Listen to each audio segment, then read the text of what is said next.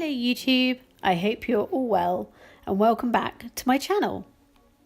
Today I will be reviewing Alfred Hitchcock's momentous psychological horror Psycho. The film was released in 1960 and is generally deemed to be one of the legendary director's most triumphant. Initially, Psycho was met with conflicting reviews, however the picture rapidly accumulated a wealth of applause and awards. It was very much a cinematic juxtaposition to Hitchcock's glossy North by Northwest, which was his previous film. Paramount Studios were horrified by the very idea of Psycho and thus wouldn't release the funds for it. In response, Hitchcock resourcefully financed the film himself with a self-stipulated budget of no more than $1 million. Despite the film's Lilliputian budget and its lack of colour, its success was not to be hindered. It was a groundbreaking slice of cinema and is still iconic. Psycho was an adaptation of Robert Bloch's 1959 book of the same name, which featured a deranged serial killer who was partly inspired by the monstrous Ed Gein, who was residing about 40 miles away from the author. When Bloch discovered the hideous crimes of Gein, which coincided with his book's writing, he was aghast by the parallels between Norman Bates and Ed Gein. The fictional and the factual shared a creepy obsession with their mothers, a penchant for the deviant, and intense jealousy. Bloch was curious about creating an unassuming neighbour who could also be the most terrifying of all serial killers. Hitchcock chose an inexperienced Joseph Stefano to write the script for his film, and he was allowed much freedom over decision-making. Stefano adapted Bloch's version of Norman Bates, as he wanted to portray him as a vulnerable, attractive young man, which would ultimately be conflicting with a viewer's perception of the character. Hitchcock suggested Anthony Perkins for the role of Norman Bates, which piqued Stefano's interest all the more. The female protagonist also featured a great deal more in the film than she did in the novel. Save for a few minor omissions, the film is fairly true to the novel. Psycho is one of my favourite films for a plethora of reasons. Every time I watch it, I notice some new detail. I shall just start my review and I hope you enjoy it. Psycho's title sequence is dramatic and rather modern. It is at once scattered and confused and yet direct and composed. The frenzied split of the credits are representative of Norman Bates' personality. The score, which accompanies the credits, is also fevered and chaotic, yet it is recognisable and iconic in its own right. Psycho's soundtrack was written by Bernard Herrmann, and it is a very relevant addition to the film as it creates so much tension. It sort of hits the viewer between the eyes without sounding hyperbolic. It was performed by a string orchestra to reflect the monochrome theme of the film. The film begins with a clandestine tryst between Marion Crane and Sam Loomis, played by Janet Leigh and John Gavin, respectively. The camera shoots into a dark room, and we feel privy to a conversation which we probably shouldn't be. They are a couple of scant financial means, which is preventing them from getting married. We then see Marion returning to the estate agents where she works as a secretary and is given the responsibility of banking $40,000. She claims she has a headache and explains that she will visit the bank if she can leave work early, but instead she heads home, money still in hand. She sets off to give Sam the purloined cash. En route, her boss spots her, which causes her to panic, and this demonstrates her guilt. She is a moral person who, in a brief moment, has made a terrible decision. A police officer, concerned with her irregular behaviour, questions Marion and follows her for her time. Tired of driving and the grim weather, she pulls in at a motel and encounters the curious Norman Bates, who invites her to have dinner with him.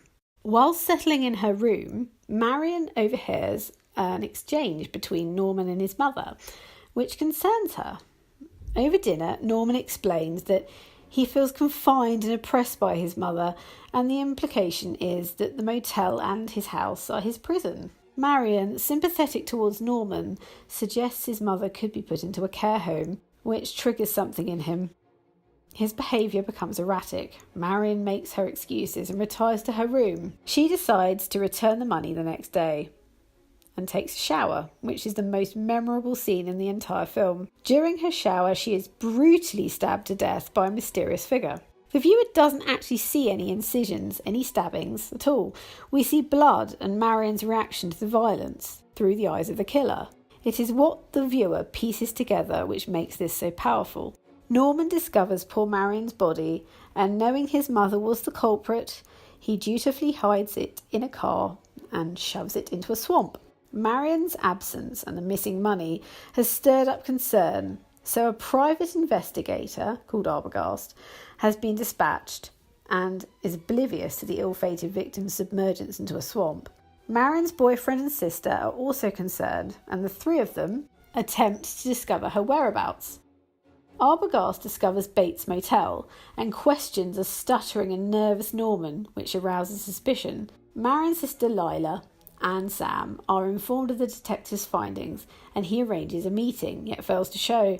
He too has fallen foul of Norman's mother's wrath.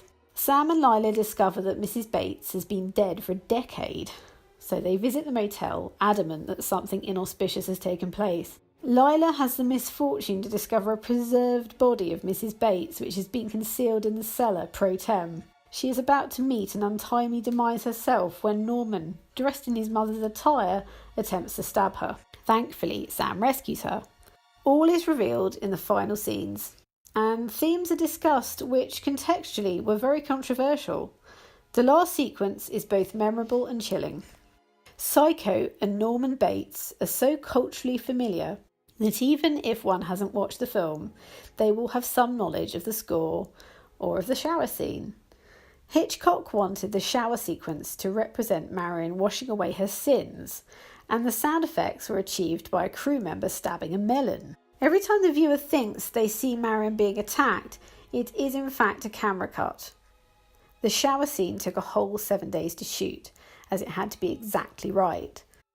There are some light-hearted quips and romance in the initial scenes of the film, and Hitchcock had felt this was important, as it would be an excellent contrast to the darkness to come. The scene in which the police officer confronts Marion and the depiction of the police car following her is significant, as the illustrious director had a lifelong fear of the police. He used it as a tool to build up suspense. The screenwriter was undergoing analysis during the composition of Psycho's script, and the film has Freudian theories woven through it. The house represents Norman's psyche. His id is the basement, which is concerned with instant gratification. The ground floor is demonstrative of his ego, which reacts to societal norms, and his superego is the top floor, which stipulates one's moral codes, which are a result of a person's milieu. Norman's mother resided there. Whilst on the ground floor, Norman was normal, and to an extent he behaved in an acceptable, albeit neurotic way in the motel. He was not able to murder Marion as himself. He could only kill her as his mother, who really had immersed his personality. I think the most bizarre fact in terms of making of Psycho was the element of the loo being shown to the audience. This was the first picture where a loo had been flushed ever, and it was included to subconsciously make the viewers feel uncomfortable. Psycho is entwined with morality, and the sympathetic portrayal of Norman Bates doesn't really sit comfortably with me. That said, it is such a perfect cinematic experience that it can't be ameliorated. There was a remake, but it's not even worth mentioning as it's horrendous. Hitchcock's Psycho is successful as it delivers suspense, complex theories presented in a non-opaque way, and it entertains. If you have any thoughts about this film, please comment below. If you enjoyed my review, please give it a thumbs up and subscribe. I shall be back with another soon. Remember, we all go a little mad sometimes. Bye for now.